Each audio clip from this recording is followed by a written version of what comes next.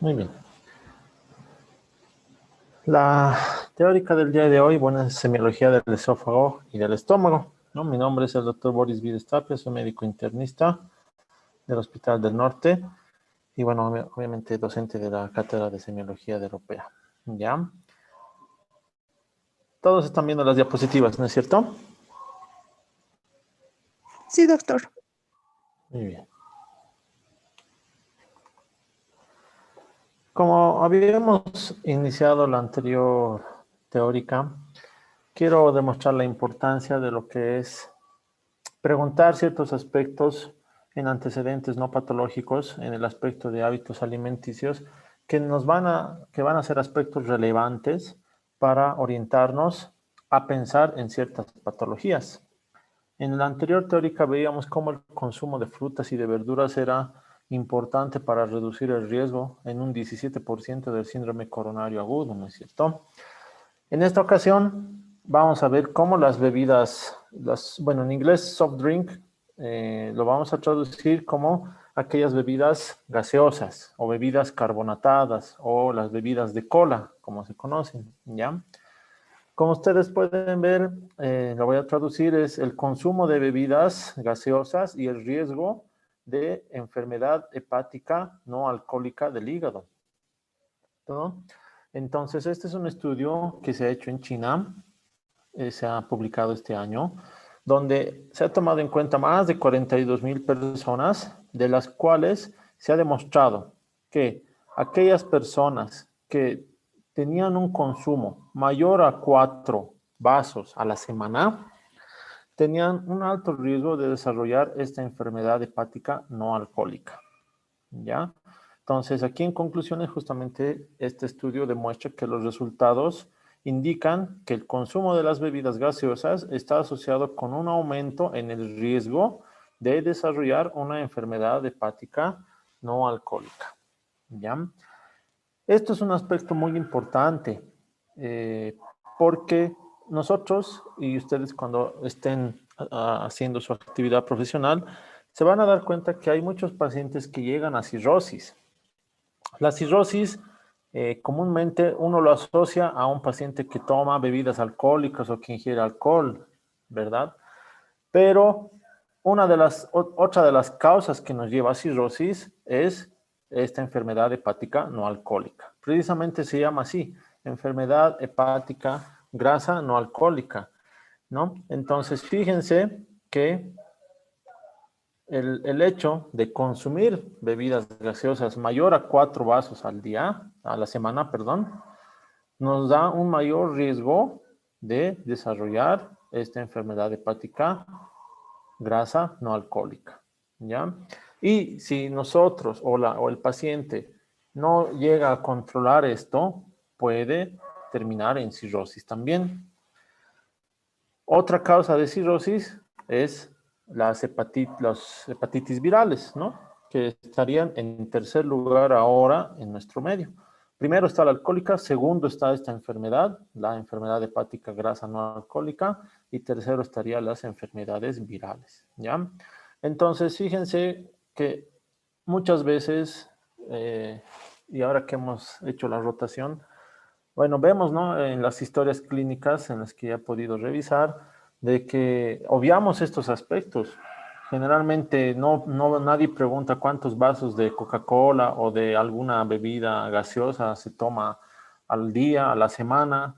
Y hay personas que acaban a veces una botella de 2 litros, inclusive ahora han salido las botellas de 3 litros, que a veces hay personas que por sí solas se la acaban en todo el día. Entonces, fíjense que están dañando a su hígado, ¿no? Más allá de que las bebidas alcohólicas o estas bebidas gaseosas nos puedan producir alteraciones a nivel del esófago, una esofagitis, una gastritis, ¿no? Que serían las lesiones mmm, mínimas que nos produce. Pero con este estudio yo les quiero demostrar cuál es la importancia de preguntar en hábitos alimenticios cuántas veces a la semana consume estas bebidas gaseosas, ¿ya? Entonces esto me sirve como introducción porque obviamente estamos ya en el rote de abdomen y como ustedes verán un factor que nos desencadena este tipo de enfermedades es algo que nosotros lo tenemos a la mano, ¿no? Que son las bebidas gaseosas. Muy bien. Vamos a empezar con el esófago. Aquí una pequeña imagen de lo que es la anatomía, ¿no?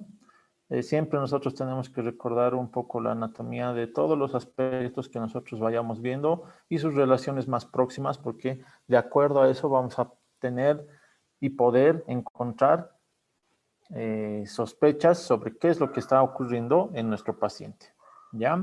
Es así que, como ustedes recordarán y como pueden ver, el esófago pues tiene tres partes, ¿no? El esófago cervical, el esófago torácico y el esófago abdominal, ¿no? Inclusive algunos textos de anatomía indican que hay el esófago diafragmático que justo se encontraría en el espesor del diafragma, ¿no? Serían cuatro partes, pero para hacerlo más sencillo y obviamente un recuerdo a la ligera de lo que es la anatomía del esófago, pues nos encontramos que empieza en lo que es la vértebra C6, ¿no? Y obviamente va a terminar en lo que es el cardias, ¿no? Que ya va a ser el inicio del estómago, ¿ya? Entonces, el esófago también, eh, muchas veces, al hacer la semiología, al hacer la historia clínica, muchos compañeros en el internado se olvidan de revisar este acápite, ¿no?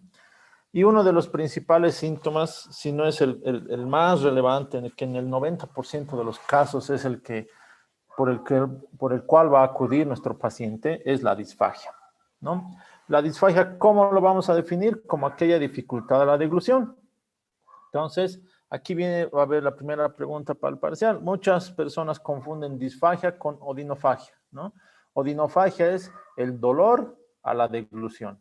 En este caso es una dificultad al deglutir, totalmente diferente, ¿no?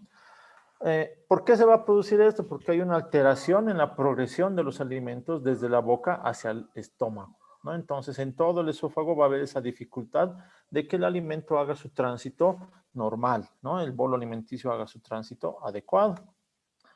La disfagia actualmente se la divide en dos, la disfagia orofaringea y la disfagia esofágica, ¿ya? La disfagia orofaringea era la que antes se llamaba disfagia alta y la disfagia esofágica es la que se llama o que se llamaba disfagia baja.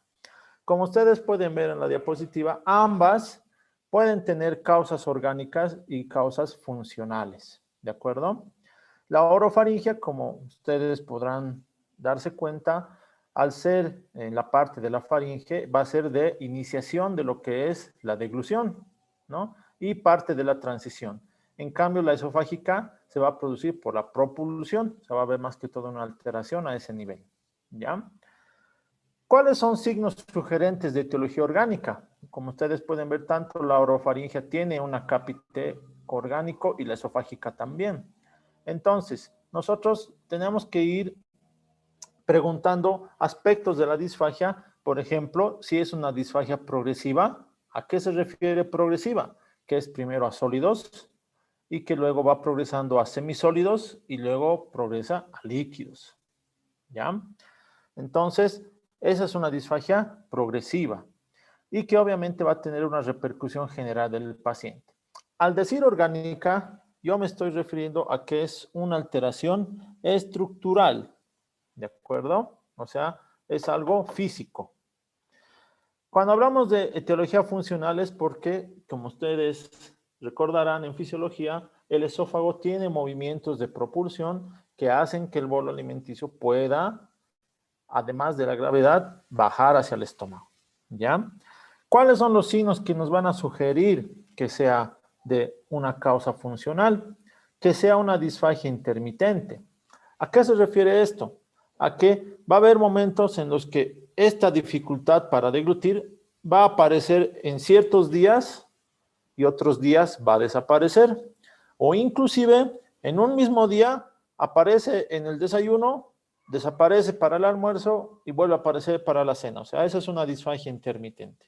Y puede ser también ya sea para líquidos o para sólidos. A diferencia de la orgánica que es progresiva, donde sí o sí primero va por sólidos, semisólidos y líquidos, en la funcional puede que solo sea a líquidos, pero los sólidos pasan de forma normal. y solo son los líquidos donde se tiene la dificultad para deglutir. O al revés, ¿no? Solo para sólidos y los líquidos pasan de forma normal, ¿ya? Se dice que los líquidos fríos son los que pueden desencadenar una disfagia funcional, ¿ya? No va a tener una localización definida, la etiología funcional, y como mencionaba aquí, empeora con líquidos fríos y mejora con líquidos cálidos. Entonces, otra pregunta para el parcial, ¿no? ¿Cómo podemos diferenciar una disfagia orgánica de una disfagia funcional? ¿Ya? Entonces, son parámetros claros y concisos que nosotros tenemos que tener en mente para ya ir pensando en las probables causas. ¿Por qué? Cuando nosotros pensamos en una disfagia orofaringea, que va a ser al inicio de la deglución, entonces tenemos que se pueda presentar de las siguientes formas, como un atascamiento del bolo a nivel del cuello, o sea, el paciente refiere, ¿no? Yo siento que aquí en el cuello el alimento no pasa, ¿no? Lo puede delimitar de una forma específica. ¿Qué signos y síntomas asociados vamos a tener a esta disfagia? La presencia de tos inmediatamente a la deglución, halitosis, que es el mal aliento, regurgitación y o voz nasal. Puede que este paciente tenga en sus antecedentes patológicos neumonías a repetición, disminución del reflejo de la tos, una disfonía, una disartria, sibilancias y cialorrea. O sea, fíjense que es una gama amplia de signos y síntomas que están asociados a la disfagia. Entonces, es por eso que tenemos que tomar en cuenta esta parte del tracto gastrointestinal, que muchas veces cuando llegan al internado se olvidan preguntar, se olvidan revisar y se olvidan examinar. Muy bien. En la disfagia esofágica, la sensación de atascamiento es en la zona retroesternal, o sea, a nivel del pecho, ¿no? La mayoría corresponde a lesiones orgánicas del esófago, por lo que siempre debe excluir la patología maligna, que es el cáncer de esófago. En nuestro medio, el cáncer de esófago, por suerte, no es un tipo de cáncer muy frecuente. De que existe, sí, pero no es tan frecuente como en otros países. Aquí podemos ver la diferencia entre causas orgánicas y causas funcionales de la disfagia esofágica, ¿no? Entonces, fíjense cómo está el cáncer de esófago, los cuerpos extraños, la estenosis benigna, secundario a una estenosis péptica, a una estenosis rádica, a una infecciosa, a una por píldoras, ¿no? La estenosis péptica, ¿a qué se refiere? Cuando nosotros hablamos de péptica, generalmente hablamos del ácido clorhídrico del estómago, que puede, en muchos casos, cuando hay enfermedades que no coadyuvan a que haya un cierre adecuado del esfínter esofágico inferior, vamos a tener que el ácido va a subir por el esófago, cosa que no es normal. Y pues repitiendo varias veces esa misma fisiopatología va a hacer que se produzca una estenosis, por tanto, ácido clorhídrico que está irritando al esófago. Lo de la rádica se refiere a la radiación que se puede producir en otros tipos de pacientes que son irradiados por radioterapia por otro tipo de cáncer, ¿ya? Entonces también puede producir una estenosis. Recordemos que estenosis es cuando la luz del esófago se hace más estrecha, ¿ya? Hay patologías infecciosas que nos pueden producir, ¿no? Son las esofagitis infecciosas que si no se realiza un tratamiento adecuado, pues estos hongos y bacterias que en muchos casos son los que producen este tipo, van a producir que se produzca la estenosis, ¿ya? Otra causa muy frecuente en nuestro medio son las lesiones esofágicas cáusticas, ¿no? ¿Esto en qué sentido? Cuando los pacientitos se toman líquido de batería, se quieren suicidar tomando ese tipo de elementos, o también, ¿no? Lo que es más común, la ingesta de lavandina, ¿no? Con intentos suicidas. Entonces también nos puede producir disfagia, ¿no? Y entre las menos frecuentes vamos a tener anillos, las membranas mucosas, divertículos, esofagitis eosinofílica, ¿no? Que ya son en menos porcentaje de aparición. Las extraesofágicas, ¿eso qué quiere decir? Que por afuera del esófago vamos a poder encontrar alteraciones que van a comprimir el esófago y producirnos disfagia. Por ejemplo, neoplasias del mediastino. Ustedes van a ver en la parte de radiología que el mediastino pues se divide en varias partes y se compone también de varias estructuras dentro del mediastino, ¿no? Anormalidades vasculares. Se ha llamado a este tipo, cuando es por alguna dilatación de un vaso, se llama disfagia lusoria, ¿ya? Entonces, ese es un término muy importante que ustedes deben recordar. Cuando hablamos de disfagia lusoria, nos estamos refiriendo a que hay o una dilatación de la aorta, del callado de la aorta, que puede pasar por el esófago, una dilatación de la aurícula izquierda o la presencia de una arteria subclavia aberrante, ¿no? Y también puede ser una disfagia extraesofágica posterior a una cirugía. Este término de funduplicatura es un procedimiento que se realiza en pacientes que tienen una enfermedad por reflujo gastroesofágico muy severo. Entonces hay que hacer este procedimiento que es una funduplicatura, ¿no? Entonces en pacientes que han sido operados del esófago, tenemos que preguntar si tiene disfagia o tal vez esa es la causa por la que está viniendo, ¿no? Dentro de las causas funcionales vamos a tener desórdenes de la motilidad, donde la primera va a estar la calasia, que va a ser obviamente un trastorno motor, donde las ondas no van a ser sincrónicas, sino va a haber una total asincronía y eso hace que el bolo alimenticio no progrese de forma normal. Agrandamientos del esófago. Ustedes recordarán que el Chagas es una patología prevalente en nuestro medio aún y que la mayoría de las veces nosotros lo hemos visto o lo van a ver como una cardiopatía chagásica o megacolon chagásico. Pero no debemos olvidar que puede también afectar a nivel del esófago. Lo puede dilatar y obviamente va a producir una alteración en la motilidad, ¿ya? Alteraciones motores espásticas como el espasmo esofágico difuso o el esófago de Nutcracker, ¿no? Que es un esófago como en un rompenueces, ¿no? Entonces, eso puede producir causas funcionales, ¿no? Miren cómo dentro de otras causas funcionales de disfagia está la diabetes mellitus y el alcoholismo y obviamente patologías del colágeno, como la esclerodermia, el lupus, la enfermedad mixta del tejido conectivo. Entonces, fíjense que son patologías que son relativamente frecuentes que afectan al esófago. Entonces, nosotros tenemos que estar pendientes de preguntar al paciente si está sufriendo este síntoma, ¿ya? Tenemos que de la disfagia preguntar el comienzo, ¿no? Nosotros cuando ya notamos en la historia clínica tenemos que preguntar si el comienzo ha sido agudo o ha sido insidioso. Si es agudo, nos va a orientar más que todo a espasmos, a esofagitis por irritantes o cuerpos extraños. Si ha sido insidioso, nos está indicando que el estrechamiento de la luz del esófago se está produciendo ya sea por lesiones intrínsecas o extrínsecas y que van creciendo poco a poco. Por eso es de un comienzo insidioso. La evolución, hay que ver cómo está evolucionando esa disfagia. Cuando es una disfagia progresiva, como decíamos, ¿no? De sólidos, semisólidos y líquidos, hay que pensar en principalmente una causa orgánica.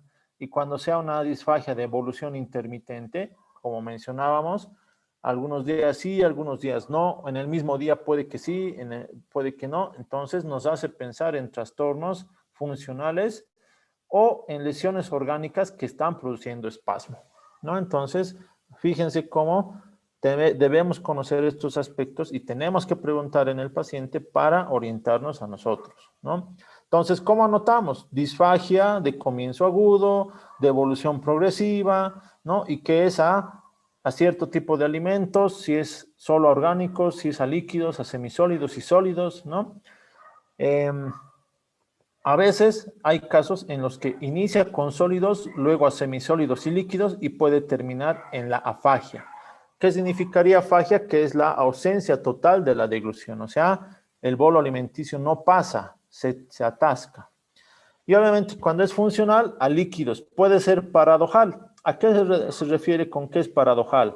Que los líquidos son los que no pasan hay una dificultad para la deglución de los líquidos, pero los sólidos sí pasan, ¿no? Entonces, por eso se llama paradojal, porque en realidad los sólidos al ser más gruesos no deberían pasar y los líquidos sí. Entonces, es una paradoja que se produce. Entonces, hay que preguntar a qué tipo de alimentos está produciendo ese paciente disfagia.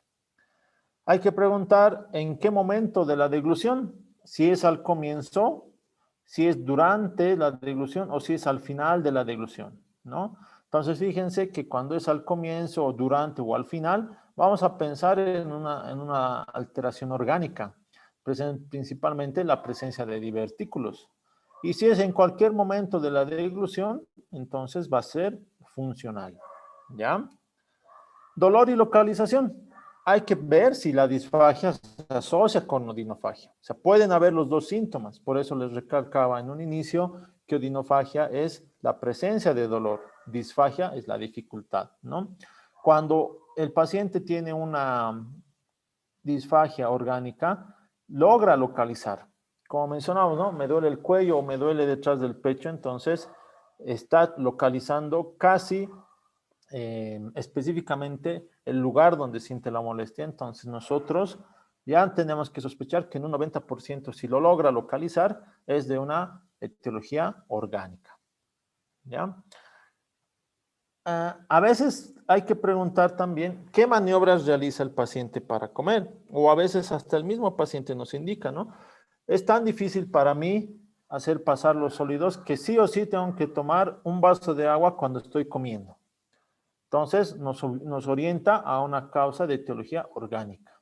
Los alimentos pasan con mayor facilidad cuando el paciente ingiere más líquidos. En cambio, cuando es funcional, el paciente nos indica que a veces realiza una hiperextensión y elongación del cuello para poder hacer pasar los alimentos.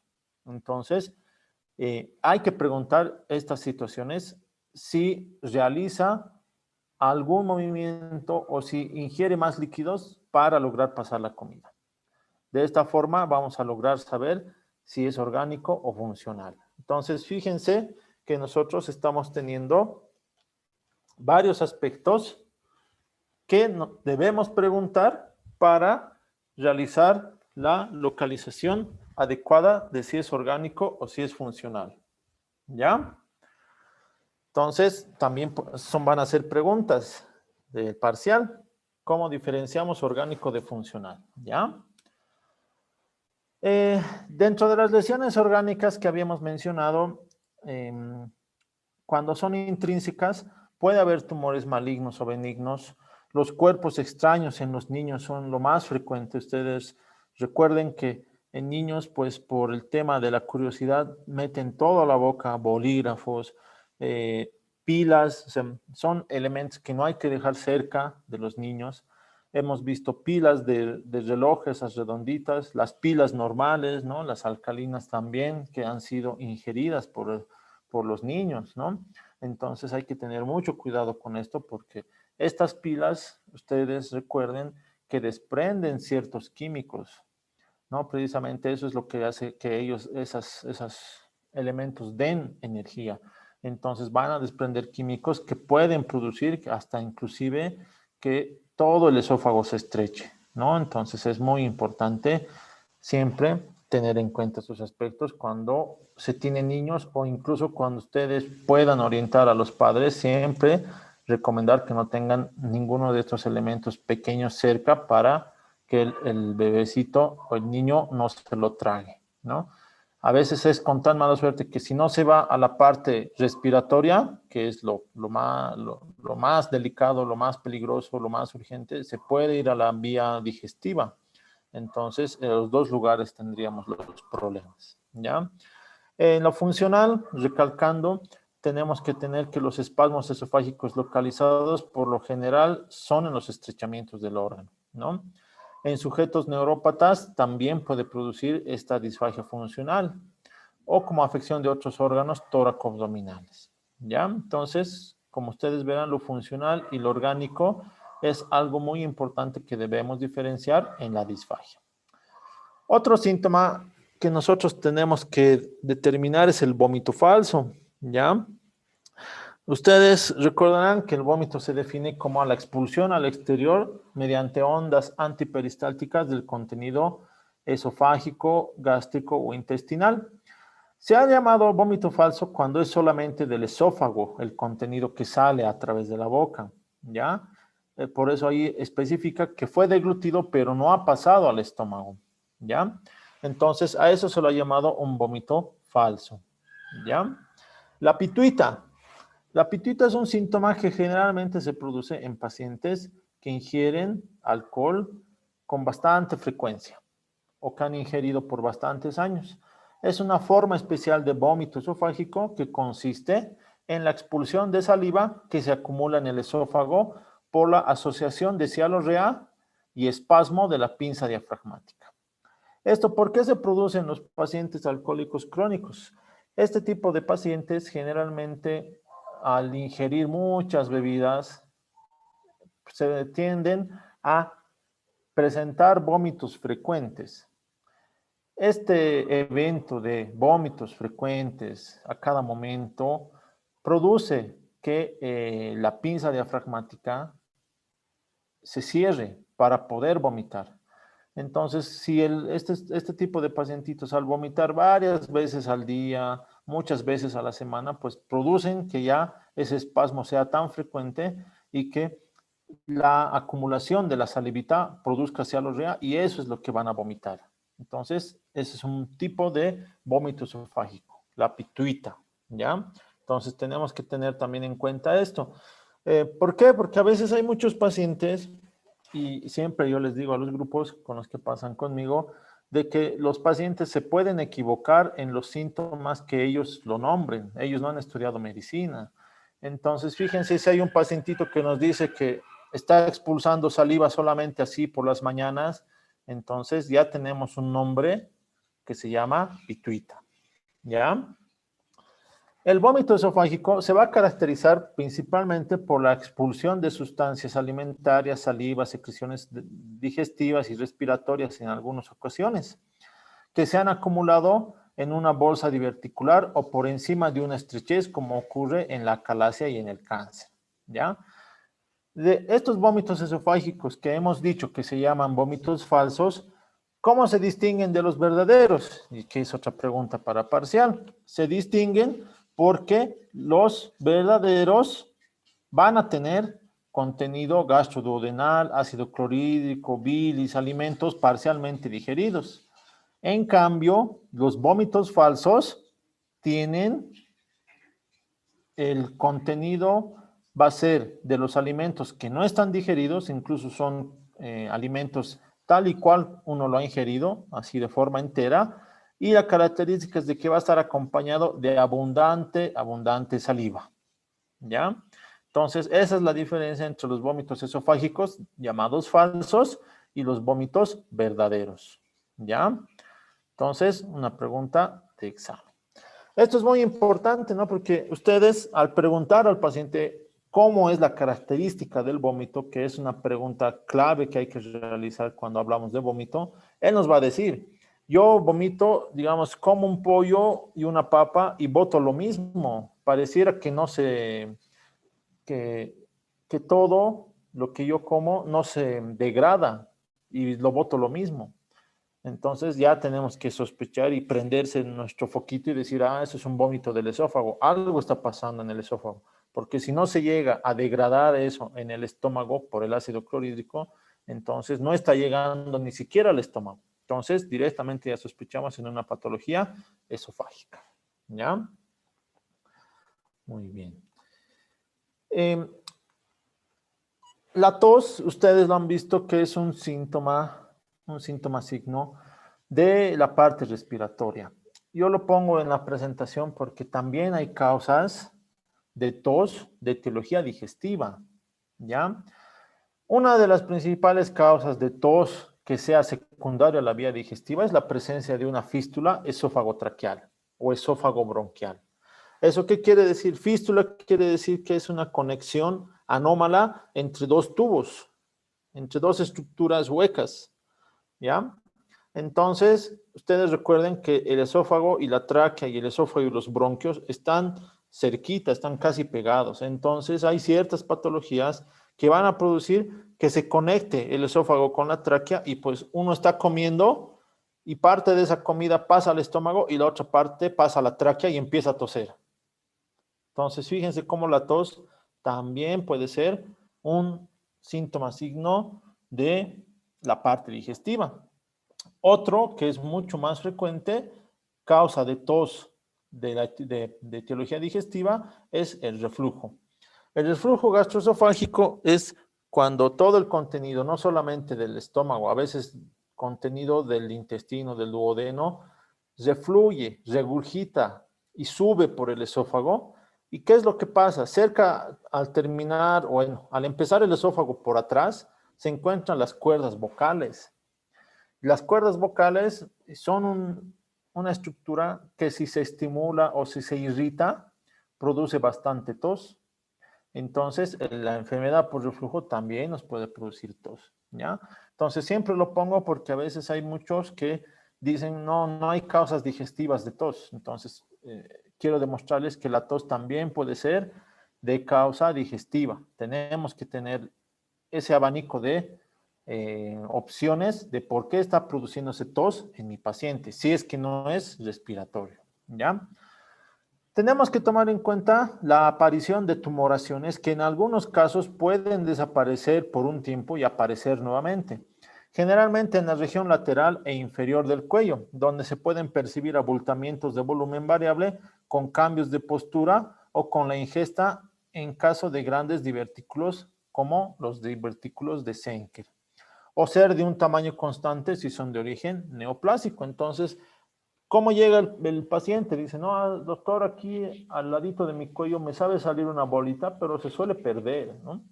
Entonces, ya tenemos que pensar en que pueda ser un probable divertículo, ¿ya? ¿Qué es lo que tenemos que revisar en el examen físico del esófago? Como ustedes pueden ver, la parte del esófago cervical es la única parte anatómica que vamos a poder evidenciar, que vamos a poder revisar, ¿ya? Entonces, en ese aspecto, el paciente tiene que estar de pie y en decúbito dorsal. En esas dos posiciones nosotros tenemos que revisar a nuestro pacientito. Tenemos que hacer que flexione el cuello y la cabeza en todas las direcciones posibles a la inspección, o sea, sin tocar nada todavía. Hacemos que mueva a todo lado. Y debemos buscar si en alguno de esos movimientos aparece un abultamiento, ya sea en la parte anterior, en la parte lateral de lo que es el cuello, y luego lo podríamos precisar ya con el uso de la palpación, el tamaño, la forma, color y superficie. ¿Ya? Entonces, lo primero que hay que hacer es hacer mover a la cabecita del paciente a todo lado. ¿Ok? Muy bien. La palpación. Para la palpación del esófago nosotros tenemos que introducir los dedos de la mano puesta al lado a explorar. Es decir, si yo voy a explorar el lado derecho del esófago, tengo que utilizar mi mano izquierda por debajo del músculo que tenemos bien notoriamente en nuestro cuello, que es el esternocleidomastoideo. Entonces nosotros introducimos nuestros dedos por debajo del esternocleidomastoideo y vamos a tener contacto con gran parte de la pared lateral del esófago. Entonces nosotros debemos buscar por esa zona si es que hay alguna tumoración que ha aparecido. La reducción de la tumoración por la expresión de esa palpación y la referencia de una regurgitación puede significar el vaciamiento de un divertículo. ¿Cómo es esto? De que nosotros estamos palpando y encontramos una pequeña bolsita. Lo apretamos y disminuye su tamaño. Y justamente el paciente refiere como que ha salido algo de comida hacia la boca, ¿no? Entonces eso nos hace pensar de que hemos vaciado esa bolsita anormal que se produce en el esófago, que es el divertículo. Si la masa, en cambio, no disminuye de tamaño, esa bolita se queda de la misma forma, entonces nos está queriendo decir que ese, ese divertículo pueda estar totalmente lleno y cambiar la forma, ¿no? Entonces, cuando nosotros sintamos que la superficie es irregular, es dura y está muy fija, tenemos que sospechar en que esa bolita, ese saquito, es un proceso tumoral, ¿ya? Entonces se puede palpar el esófago, ¿ya? Pero solamente el esófago cervical. Aquí les muestro algunas imágenes de lo que son los divertículos, ¿ya? Y que precisamente son esas estructuras que nosotros a veces podemos lograr palpar si es que se encuentran a nivel del esófago cervical. El principal es el divertículo de Zenker, ¿ya? Entonces, ese es el que generalmente nosotros podríamos encontrar al realizar un examen físico de esófago, ¿ya? Miren aquí, el divertículo de Zenker pues puede tener varias fases, pero fíjense cómo puede llegar a crecer, ¿no? Hasta llegar en una fase 4 donde eh, realmente es un sacro grande, ¿no? Y donde va a tener contenido alimenticio, ¿ya? Entonces, divertículo de Zenker es el principal, la principal patología que podríamos encontrar a nivel de la palpación, ¿ya? Fíjense ahí, este nuevamente es el esófago y este es el divertículo. Miren cómo ha crecido tan grande y que obviamente este es un estudio contrastado y por eso se ha llenado el divertículo con contraste al hacer ingerir al paciente para evidenciar lo que en el examen físico se ha podido encontrar y palpar, que es esta bolita, ¿ya? Aquí, cuando el divertículo es posterior, es el de Zenker, y cuando el divertículo es anterolateral, se llama el divertículo de Killian, ¿ya? Bueno, esos nombrecitos solo por la posición en la que se encuentra el divertículo, pero nuevamente, esto es para recalcar que con la palpación del esófago, nosotros podríamos encontrar este tipo de alteraciones, ¿ya? La auscultación, entonces obviamente percusión en este caso no vamos a poder encontrar muchos datos relevantes. Entonces nos saltamos a la auscultación. ¿Cómo hacemos la auscultación? Es bien fácil y bien sencillo. Nosotros tenemos que tener un reloj y tenemos que poner el estetoscopio en el apéndice sifoides del paciente, estando de pie. Le vamos a pedir que agarre un vasito de agua e ingiera un sorbo de agua, pero que todavía no lo trague esa agua, que lo mantenga en la boca. En condiciones normales, al comienzo de la deglución, vamos a poder auscultar un primer ruido que coincide con el ascenso de la laringe. Y a los 8 segundos del primero se ausculta un segundo ruido o gorgoteo que indica la llegada del líquido y aire al estómago, o sea, donde está nuestro estetoscopio. Entonces, ¿qué es lo que hacemos? Una vez que ya hemos puesto el estetoscopio en el apéndice sifoides, el paciente está con la agüita en la boca sin hacerlo tragar todavía, nosotros cronometramos y le pedimos que trague. Tenemos que escuchar un primer ruido en ese momento y luego a los 8 segundos tenemos que escuchar un segundo ruido de gorgoteo a nivel del apéndice sifoides. 8 segundos es el tiempo promedio en lo que tarda en llegar el líquido del esófago cervical hasta el esófago de la parte que ya está conectándose con el estómago, ¿ya? Cuando haya ausencia o retardo del segundo ruido, tenemos que pensar que hay un obstáculo orgánico o un obstáculo funcional. En el caso de una disinergia del esófago, el ruido está muy retardado. ¿A qué me refiero? Si lo normal es 8 segundos o menos, ¿ya? O sea, si es 6 segundos, también está bien. Pero no tiene que pasar los 8 segundos. Cuando pase los 8 segundos hasta 10, 12 segundos, tenemos que pensar que hay un obstáculo orgánico o una disfunción del esófago de etiología funcional. Y en cambio, cuando esa molestia tarde demasiado, es decir, 15 segundos o más, entonces ya estamos pensando en que es una disinergia del esófago. Disinergia quiere decir que todos los movimientos del esófago están totalmente alterados. ¿Ya? Muy bien, pasamos a estómago. ¿Ya? En estómago, nuevamente, tenemos que hacer un poco de recuerdo de las partes anatómicas del estómago, ¿ya? Lo que es el fondo, cuerpo, antro, o bueno, también llamado fundus, ¿no? El píloro y el duodeno, ¿ya? Entonces, siempre tener en mente la anatomía antes de revisar una estructura. Eso nos va a ayudar bastante. Uno de los principales síntomas a nivel estomacal, a nivel gástrico, que el paciente nos va a referir va a ser el dolor. Y el dolor aquí lo vamos a tomar en cuenta ya para formar lo que es el síndrome úlcero-péptico, ¿ya? Porque generalmente con estas preguntas nosotros vamos a poder diferenciar este síndrome úlcero-péptico a qué pueda estar causado, ¿ya? Entonces, ¿qué tipo de molestias vamos a tener?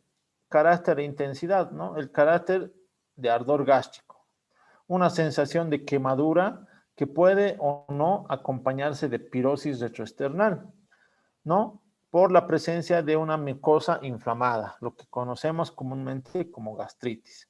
Aparece en forma precoz a la ingestión de alimentos o a una hiperacidez del jugo gástrico que se manifiesta 2 a 3 horas posterior a las comidas, ¿no? Entonces, este tipo de ardor tal vez alguien también ya lo ha sentido o alguien en la familia porque es un síntoma muy común lo del ardor gástrico, ¿ya?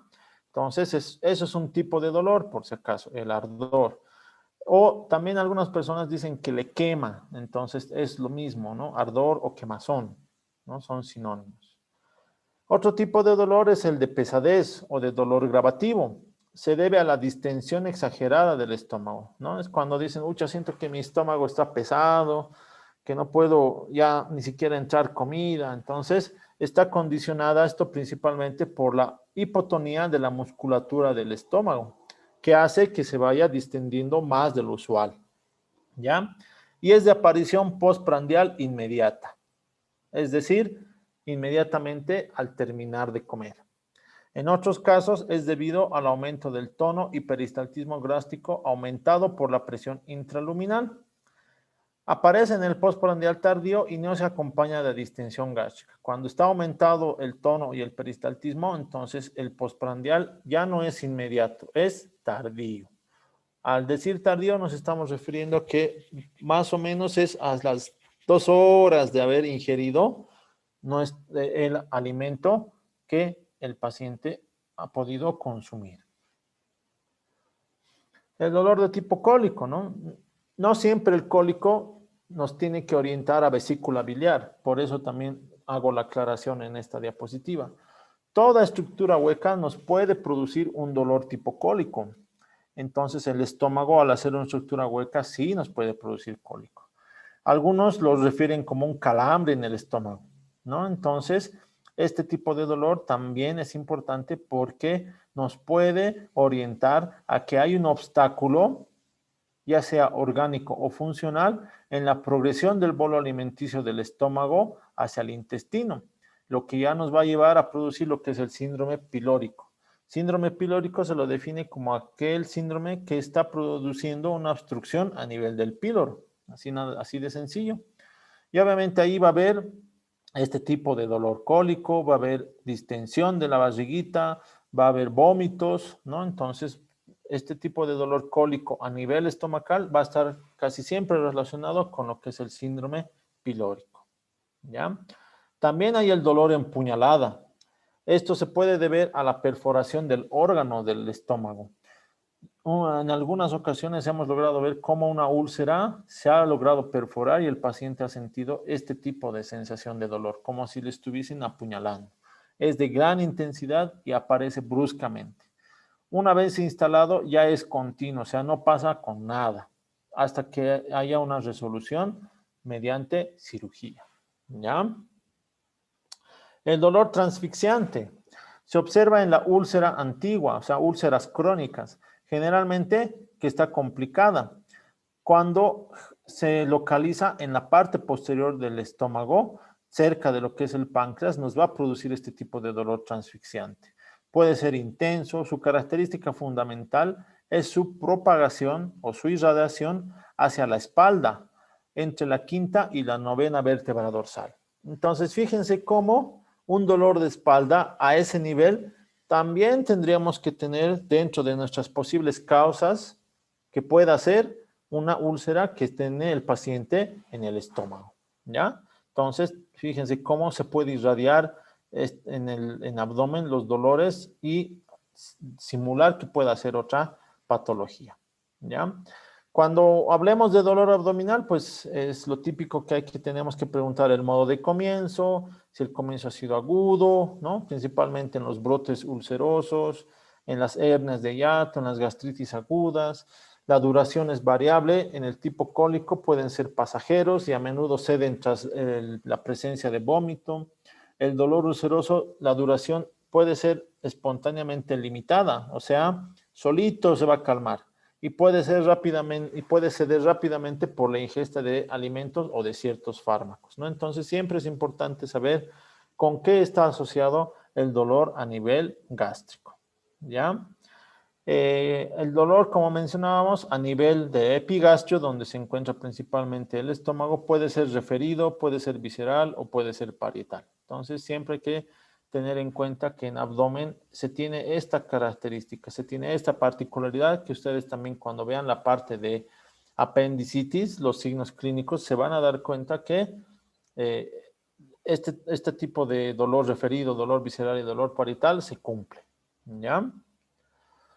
La propagación o la irradiación, como mencionábamos, ¿no? Si es a la columna, pensar en una úlcera a nivel de la cara posterior del estómago. Si es al hipocondrio derecho y al hombro del mismo lado, también se puede pensar en úlceras, pero ya no del estómago, sino a nivel del píloro o a nivel del duodeno, ¿no?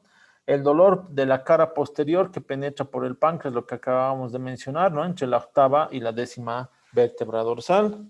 O cuando haya úlceras altas a nivel de lo que es el fondo del estómago, de cara posterior, puede presentarse una propagación hacia el tórax y hacia el brazo izquierdo y simularnos una angina de pecho. Entonces, fíjense cómo el que nosotros aboquemos gran parte en preguntar al paciente de cómo es esa molestia, de cómo es ese dolor, a qué lugar se va, pues nos va a orientar a ciertas patologías del estómago, ¿ya?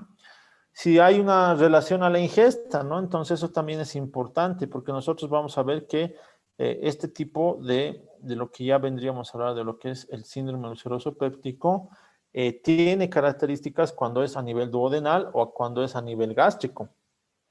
Cuando es un síndrome ulceroso péptico a nivel duodenal, el ritmo es el siguiente. Un periodo sin comer, sin ingerir ningún alimento, nos va a producir dolor.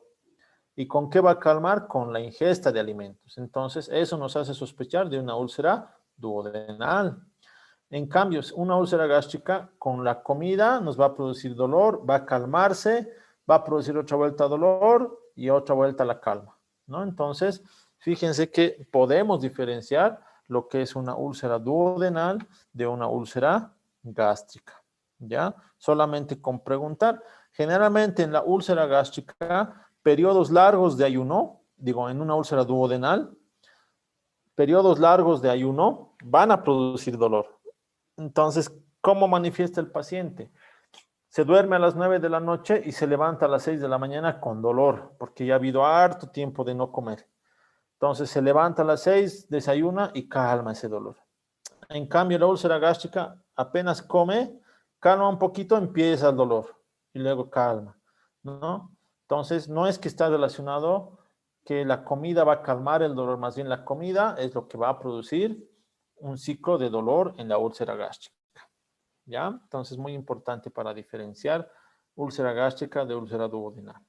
El dolor continuo y a menudo progresivo y sin relación con las comidas se observa en las neoplasias y en las lesiones ulcerosas crónicas, antiguas.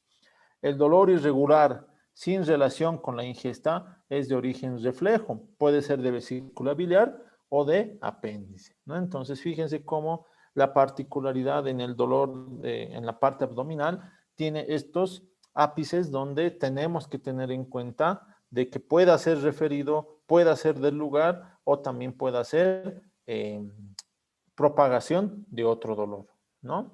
Entonces, muy importante tomar en cuenta cuando valoremos dolor a nivel abdominal, en este caso dolor a nivel gástrico. ¿Qué síntomas van a estar asociados aparte del dolor a nivel de gástrico? Pues los vómitos, ¿no? Entonces aquí ya van a ser los vómitos verdaderos porque ya la comida va a estar digerida, no va a haber mucha saliva, lo que lo diferenciaba del vómito falso, ¿no? Los vómitos se lo puede dividir en postprandiales inmediatos y en postprandiales tardíos. Los postprandiales inmediatos, los vómitos, se van a observar en pacientes neurópatas, o sea, en qué pacientes que tengan alteración del sistema nervioso simpático, parasimpático, los pacientes diabéticos, en los pacientes con gastritis aguda, ¿no? Pueden producir, apenas come, va a vomitar. Los postprandiales tardíos se van a acompañar de dolor insidioso y a las 2 horas recién va a ir calmando la molestia, ¿no? Entonces, en una úlcera péptica podemos ver este tipo de vómitos que a las 2 horas van a aparecer. Y también en algunos casos nos va a hacer sospechar en un probable cáncer gástrico, ¿ya? Los vómitos sin horario definido son generalmente los vómitos biliosos, los vómitos purulentos, los vómitos porráceos o fecaloideos, ¿ya? Entonces, fíjense cómo el saber si es postprandial inmediato o postprandial tardío nos lleva a ciertas connotaciones etiológicas, ¿ya? Los vómitos biliosos se caracterizan por su color amarillo caoba y su sabor amargo, ¿ya? Se deben a oclusiones del duodeno por debajo de la ampolla de Vater. ¿En qué casos? A unas pancreatitis, a afectaciones de la vía biliar. Los vómitos purulentos se pueden producir por unas gastritis flemonosas o la fistulización y evacuación del estómago de una cavidad purulenta, ¿no? Los vómitos porráceos y fecaloideos se deben principalmente a las alteraciones del tránsito intestinal, lo que llamamos ilio. Entonces, fíjense cómo todos estos aspectos, este síntoma asociado del vómito, es lo que nosotros debemos preguntar. ¿Qué es lo que vamos a encontrar en el examen físico? Primero, nosotros tenemos que tomar en cuenta mucho lo que es el espacio semilunar de Trau B y el triángulo de la B, que son dos estructuras que nosotros vamos a poder dibujar imaginariamente en el abdomen de nuestro paciente para encontrar dos estructuras importantes del estómago. El espacio semilunar de Trau B corresponde a la proyección del fondo gástrico en el tórax. Entonces, fíjense cómo podemos entonces nosotros realizar un examen físico del fondo gástrico a través del espacio semilunar de Trau B. ¿Cuáles son sus límites? Una línea que sigue el reborde costal, desde el apéndice sifoides hasta el extremo anterior de la décima costilla, y un arco de convexidad superior que une estos dos puntos y que en su recorrido alcanza por arriba el sexto o séptimo cartílago costal y por fuera llega hasta la línea axilar anterior. Ahorita vamos a ver el dibujo. Y otro es el triángulo de la B, que este está en relación con el cuerpo gástrico, ¿no? Entonces, fíjense cómo el fondo y el cuerpo del estómago nosotros lo podemos realizar a nivel del examen físico. Lo podemos nosotros examinar y valorar, ¿ya? Este triángulo de la B es un triángulo con base inferior y de vértice superior. La base es una línea que une los extremos anteriores de las costillas novenas y su vértice el apéndice sifoides.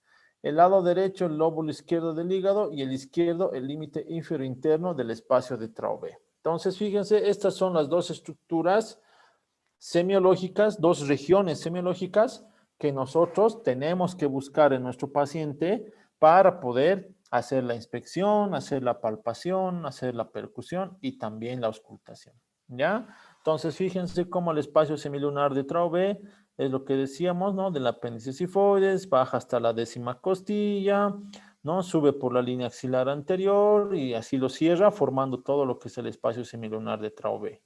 Y el triángulo de la B, como ustedes pueden ver, a nivel de las décimas costillas y con el apéndice sifoides formando un triángulo, ¿ya?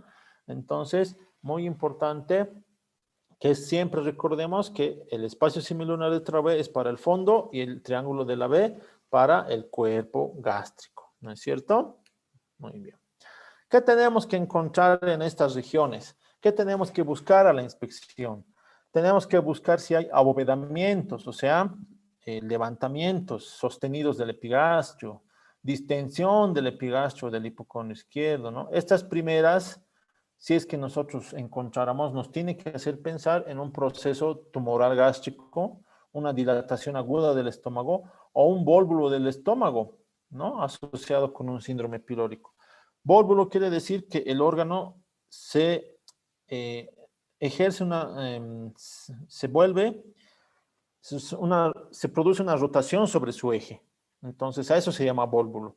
Y hay vólvulo de gástrico, también hay vólvulo de colon, ¿no? Entonces, fíjense cómo si nosotros encontramos abovedamientos o distensiones, nos puede orientar a esas patologías.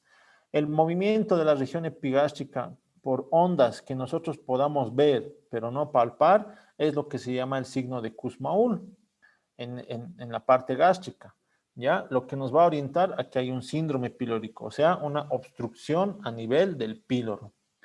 La presencia de un abovedamiento intermitente del epigastrio, o sea, que sale y que se entra, se llama el signo de Bouberet y Cubrelier, que está asociado con el síndrome pilórico. Entonces, fíjense cómo el síndrome pilórico vamos a tener varios signos de acuerdo a lo que nosotros vayamos buscando.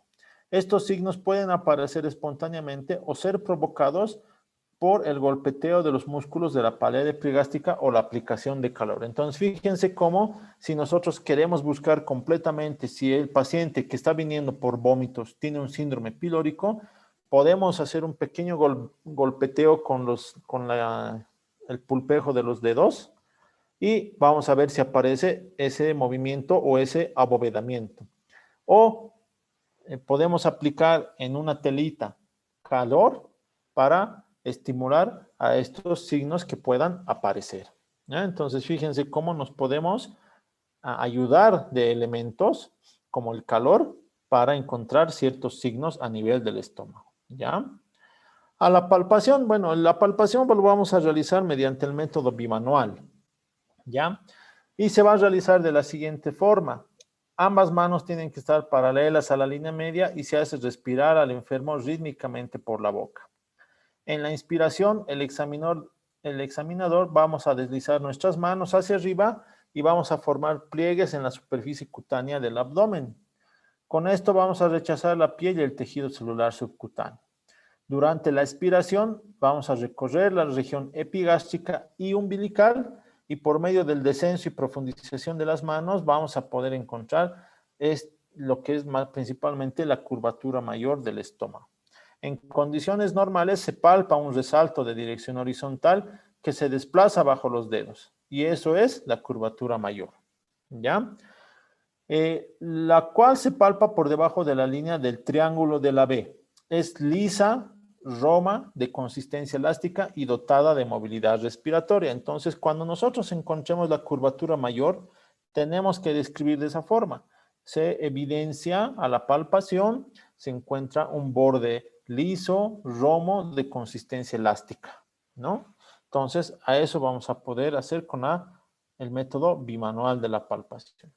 Si sospechamos del síndrome pilórico, que nuevamente reitero, es la obstrucción a nivel del píloro, debemos realizar el bazuqueo o también llamado el chapoteo gástrico de Chaumel. ¿Cómo es esta maniobra? ¿No? Justamente nosotros vamos a tener que encontrar estos aspectos, ¿ya? En este dibujito no está tal cual, pero no he podido encontrar uno adecuado. Lo único que está faltando aquí para que la maniobra sea de forma adecuada, con buena técnica, es que el talón de la mano esté colocado en el abdomen. Lo que nosotros vamos a hacer es, una vez colocado el talón de la mano, vamos a producir movimientos a nivel del epigastrio, ¿no? Con la mano vamos a ir, con los dedos de la mano vamos a ir hundiéndolo a nivel del epigastrio. Entonces, ¿qué es lo que nosotros tenemos que encontrar? Va a poner en evidencia ruidos y roeros hasta 6 horas después de una ingesta. Entonces, muy importante para la maniobra y el bazuqueo de Chaumel, que tenemos que interpretar dos cosas: el tiempo transcurrido desde la última ingesta y determinar la localización de la curvatura mayor. Tenemos que, si encontramos posterior a las 4 o a 6 horas de la ingesta, la curvatura mayor sigue por debajo del ombligo, nos está indicando que hay hipotonía y o dolicogastra. Entonces, entre 4 o 6 horas no debería estar la curvatura mayor por debajo del ombligo. ¿Ya? Tiene que estar a nivel o por encima del ombligo. Y si el tiempo de ingesta es mayor de 6 horas, es decir, 7, 8 horas, y seguimos encontrando la curvatura mayor por debajo del ombligo, nos está indicando de que hay un obstáculo en el tránsito gastroduodenal. Puede ser el bóbulo, puede ser un tumor, entonces, pero más de 6 horas. Entonces, fíjense cómo los dos aspectos son importantes en la palpación. El tiempo de la última comida y la localización de la curvatura mayor, que como hemos mencionado, se lo realiza con el método bimanual. ¿Ya? Entonces, fíjense, miren, esta es una maniobra mucho más adecuada y se la puede realizar con 2 manos. Fíjense cómo el talón de las manos están a nivel de hipogastro, mesogastro y se está moviendo de arriba hacia abajo los dedos de la mano para provocar el chapoteo o el bazuqueo gástrico. ¿Ya? ¿Qué es lo que nosotros vamos a percibir? Cómo se revientan burbujitas debajo del estómago, de la piel del estómago. ¿Ya? Eso es lo que nosotros vamos a poder percibir con esta maniobra. ¿Ya? Ese gorgoteo. A la palpación, ¿qué más tenemos que buscar a nivel del estómago? Tenemos que encontrar el punto celíaco. Este punto celíaco se investiga realizando la compresión del abdomen en un punto situado en la línea media a una distancia igual del apéndice sifoides y el ombligo. Suele ser positivo en las dolicogastrias y en el síndrome pilórico. Entonces, ¿qué es lo que buscamos? Un punto medio entre el ombligo y el apéndice sifoides. Al medio, nosotros tenemos que hacer la presión con los dedos, con la yema de los dedos, y buscar si hay dolor. Si hay dolor, entonces es positivo. Entonces nos está indicando que hay una dolicogastria, o sea, dolicogastria significa aumento del tamaño del estómago, o está presentando un síndrome pilórico nuestro paciente. Entonces, la localización del punto celíaco es un aspecto importante en la palpación del abdomen. Y también tiene una importancia porque nos va a ayudar a encontrar la maniobra de Leven, ¿ya? Que es esta, ¿no? Entonces, lo que nosotros tenemos que hacer es situarnos detrás del paciente, como ustedes pueden observar, y tenemos que, con el índice derecho, buscar el punto celíaco. Y en un primer tiempo, elevar el abdomen mediante el borde cubital de la mano izquierda. Entonces, fíjense, este es el lado izquierdo. Entonces, con el borde cubital, nosotros tenemos que elevar todo desde el hipogastro hacia arriba, ¿ya? Y luego tenemos que retirar bruscamente esa mano. Si con la elevación del abdomen logramos que cese el dolor provocado en el punto celíaco, entonces nos está confirmando de que hay un síndrome pilórico y que luego va a reaparecer cuando lo soltemos. ¿Ya? Entonces es una maniobra de Leven o también llamado del signo de dolor señal. ¿Ya? Esta maniobra la tienen que realizar, y esto es algo muy importante, cuando el punto celíaco sea positivo. Si no es positivo, no es necesario realizarla. Obviamente en las prácticas vamos a aprender cómo se realiza, pero solo cuando el punto celíaco sea positivo, ¿ya? La maniobra de Leven. También tenemos la maniobra del cinturón de Glenard, que es de esta forma, ¿no? Entonces nos situamos detrás del paciente, ambas manos ya van a estar en el hipogastro y vamos nuevamente a ascender, vamos a subir las manos para elevar el abdomen del paciente. Se utiliza para confirmar el origen de un dolor espontáneo, presumiblemente del punto celíaco. Entonces, si el dolor es de origen, del origen celíaco, del origen solar, va a desaparecer cuando subamos con la maniobra y va a reaparecer cuando soltemos. Entonces, maniobra de cinturón de Glenard. ¿Ya? Entonces, son maniobras que tal vez no son muy poco conocidas, pero que hay que realizarlas solo, nuevamente recalco, cuando el punto celíaco sea positivo o el punto solar. La percusión, bueno, lo tenemos que realizar a nivel de lo que es el espacio semilunar de Trove y en el triángulo de la B.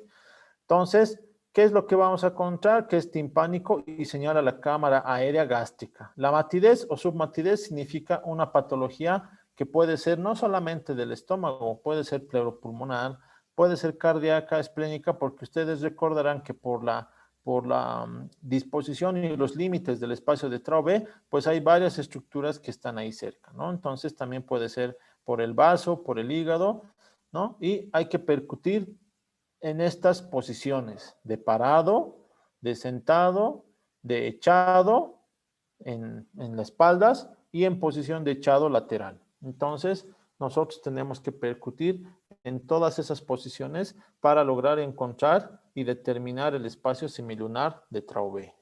¿Ya? Ya para ir terminando, para ya no ir descansando, uno de los síntomas,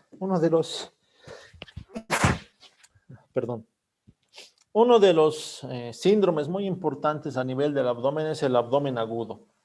El abdomen agudo es una situación patológica de urgencia que requiere una actuación rápida por la parte del médico, ya que en la mayoría de los casos la vida del paciente está en peligro inmediato a causa de algún proceso que suele evolucionar con inusitada violencia o rapidez hacia un ominoso desenlace.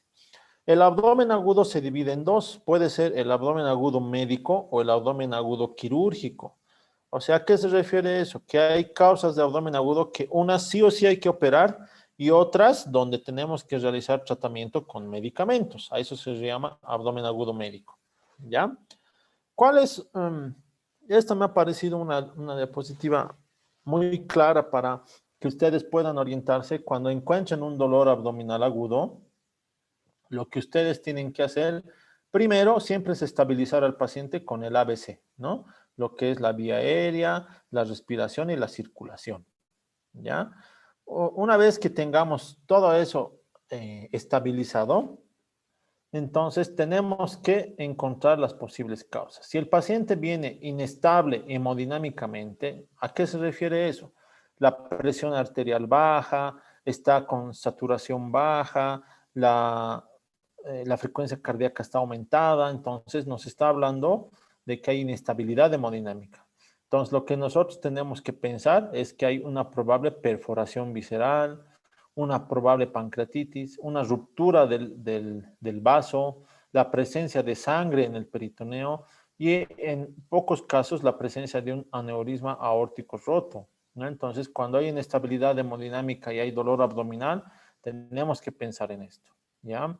Cuando sea en el dolor abdominal en fosa ilíaca derecha y hay signos positivos de McBurn y Bloomberg, nos va a hacer pensar en diagnósticos que ya son claros para nosotros cuando veamos todas las maniobras de apéndice posteriormente, apendicitis, la presencia de absceso tubovárico cuando sea una paciente de sexo femenino, torsión anexial en una paciente femenino y una enfermedad pelviana inflamatoria, ¿no? Entonces, fíjense cómo cuando tenemos un dolor abdominal agudo, también el lugar en el que duele y los signos que encontremos nos va a ayudar a encontrar ciertos diagnósticos para actuar de manera rápida, ¿ya? Dolor en hipocondrio derecho, ¿no? Luego de la ingesta alimenticia, colangitis, colecistitis, colelitiasis, úlcera duodenal, como mencionábamos, puede ser una irradiación, ¿no? Entonces, también tenemos que tomar en cuenta ese tipo, ¿no? La presencia de náuseas, vómitos, constipación, distensión abdominal, historia de cirugías previas, pues nos va a hacer pensar en hernia o eventración complicadas, la obstrucción intestinal o la presencia de fecaloma, si es que el dolor abdominal agudo está asociado a estos síntomas, ¿no? Náuseas, vómitos, constipación. Entonces, fíjense cómo nosotros localizando el lugar, asociando a otros síntomas, inclusive teniendo la historia en antecedentes patológicos de qué cirugía se ha realizado, nos va a ayudar francamente a poder encontrar un diagnóstico, ¿no? Si ha sido de inicio repentino, dolor difuso desproporcionado, con signos de reacción peritoneal, pues hay que pensar en cosas complicadas como la perforación de una víscera, una diverticulitis complicada que se haya roto, la presencia de un infarto mesentérico, o sea, esto es un infarto de la parte del intestino, ¿no? Y obviamente pacientes con pancreatitis aguda. Ya, entonces el dolor abdominal agudo, entonces es muy importante que nosotros lo podamos diferenciar en quirúrgico y en médico. ¿Ya? Otro síndrome muy importante es la hemorragia digestiva. Y de aquí también sale otra pregunta de examen. En muchos de los textos ya solo hablan antiguamente de lo que es la hemorragia digestiva alta y baja, pero ahora actualmente se la divide en tres: la hemorragia digestiva alta, la hemorragia digestiva media y la hemorragia digestiva baja. ¿Cuáles son los límites? Si ustedes recordarán, los límites era el ángulo de Treitz, pues ahora ha cambiado esto. ¿Cuáles son los límites de la hemorragia digestiva alta? Es desde el esófago hasta la ampolla de Vater. La media, hemorragia digestiva media, es desde la ampolla de Vater hasta la válvula iliocecal. Y la baja es desde la válvula iliocecal hasta el recto. Entonces, fíjense que ya tenemos límites específicos para hablar de hemorragia digestiva alta, media y baja. Estos son límites anatómicos. ¿Cuáles son los síntomas o signos que nos van a orientar a que pueda ser una hemorragia digestiva alta, media o baja? En una hemorragia alta, nosotros vamos a tener de que el paciente viene por melenas y por hematemesis, o sea, vómitos de sangre. Las melenas, no se olviden, son la presencia de caquitas de color negro. Así son las melenas, así se las define. Entonces, si tiene esas dos cosas, pensar en que la hemorragia digestiva es alta. La hemorragia digestiva media se va a caracterizar por presentar hematoquecia. ¿Cómo se define la hematoquecia? Es la presencia de deposiciones, o sea, de caquita, de color rojo vinoso, ¿ya? O sea, es un color guindo, las deposiciones. Y cuando pensemos en una hemorragia digestiva baja, lo vamos a llamar proctorragia o rectorragia cuando la característica de las deposiciones sean sangre clarita, o sea, es un rojo vivo, no es rojo oscuro como en la hematoquecia. Entonces, fíjense cómo la semiología también nos orienta para pensar a qué nivel está produciéndose la hemorragia digestiva, ¿no? Entonces, esto también pregunta de examen de los límites, porque son importantes que ustedes lo conozcan, y sus principales manifestaciones de cada segmento de donde se pueda estar presentando este tipo de patología de hemorragia digestiva. ¿Ya?